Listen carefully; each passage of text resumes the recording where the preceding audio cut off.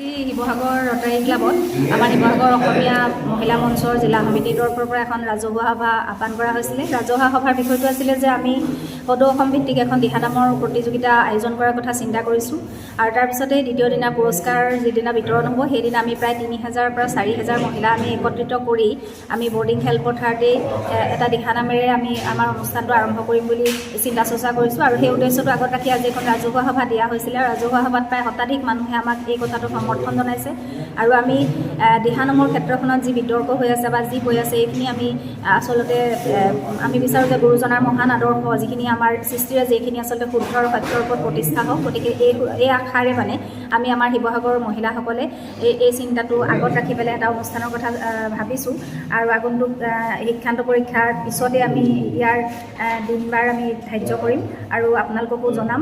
গতিকে আজি সকলোৱে যি ইয়াত উপস্থিত থাকি আমাক সহায় সহযোগ কৰিলে আৰু সাহস দিলে তেওঁলোকলৈ আমি ধন্যবাদ জনালোঁ। দাদাই কৈছিলে, কিন্তু মই এটা কথা ক'ম, অকণমান হয়তো তেওঁৰ লগত মোৰ মতটো ডিফাৰ হ'ব পাৰে। ইয়াত এটা কথা আছে, শুদ্ধ আৰু সত্য কোনটো আৰু জনপ্ৰিয় কোনটো। জনপ্ৰিয়তাৰ কাৰণে আজি যদি কৰিশ্মা নাথে অপ্ৰশংস ৰূপ এটা লৈছে, আমি সেইটোত সঁহাৰি জনাম নে আমি শুদ্ধ আৰু সত্য ৰূপটোত সঁহাৰি জনাম। তৃতীয় পুৰস্কাৰ 10,000 আৰু চতুৰ্থ পুৰস্কাৰ 5,000 আনিব লাগে। গতিকে আমি ইয়াৰ পৰা দিহানাম কি মই বৰ বেছি ক'বলৈ নাজানো, তাৰ কাৰণে বাইদেউহঁত আছে, বাইদেউহঁতে জানে। বাউণ্ডেৰী হৈছে ঘৰখনৰ চাৰিওকাষ। এতিয়া সেই মিচিং ওমেন গৰাকীক বিচাৰি অনাৰ সময়। এইবিলাক আচলতে এটা প্ৰচেষ্টা। পাপৰি যদিন মানে যিটো ভাবিছে সেয়া এটা আচলতে প্ৰচেষ্টা আগবঢ়াই অনাৰ এটা বাট লৈছে। এতিয়া মই কথা এটাই কওঁ, সেইটো হৈছে দিহানামৰ এটা শুদ্ধ ৰূপ থাকিব। অৰ্থাৎ কি হয়, তাত মহিলাগৰাকী হেৰাই মানুহগৰাকী নাইকিয়া হয়। কেনেকৈ নাইকিয়া হয়? আচলতে আমি প্ৰতিখন ঘৰতে চাগে এগৰাকী এগৰাকী মানুহ ক'ৰবাত নাইকিয়া হৈ যাওঁ। এই যে আমি চাইল্ডহুডত আমাৰ কিছুমান সপোন থাকে, আমি আমুক হম তমুক হম তমুক হম, কিন্তু বিয়াৰ পিছত বা সংসাৰৰ দায়িত্ব লোৱাৰ পিছত আমাৰ কি হৈ যায়, সেই কামখিনি কৰিবলৈ যাওঁতে আমাক এখন প্লেটফৰ্ম লাগিব।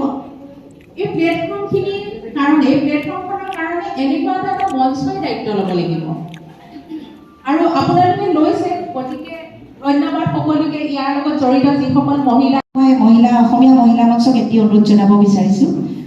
মোৰ অতি শ্ৰদ্ধাৰ বাইদেউ অকণমান মঞ্চলৈ আনি সন্মান জনাব। দাদাই কৈছিলে, কিন্তু মই এটা কথা ক'ম, অকণমান হয়তো তেওঁৰ লগত মোৰ মতটো ডিফাৰ হ'ব পাৰে। ইয়াত এটা কথা আছে, শুদ্ধ আৰু সত্য কোনটো আৰু জনপ্ৰিয় কোনটো। জনপ্ৰিয়তাৰ কাৰণে আজি যদি কৰিশ্মা নাথে অপ্ৰশংস ৰূপ এটা লৈছে, আমি সেইটোত সঁহাৰি জনাম নে আমি শুদ্ধ আৰু সত্য ৰূপটোত সঁহাৰি জনাম। তৃতীয় পুৰস্কাৰ 10,000 আৰু চতুৰ্থ পুৰস্কাৰ 5,000 আনিব লাগে।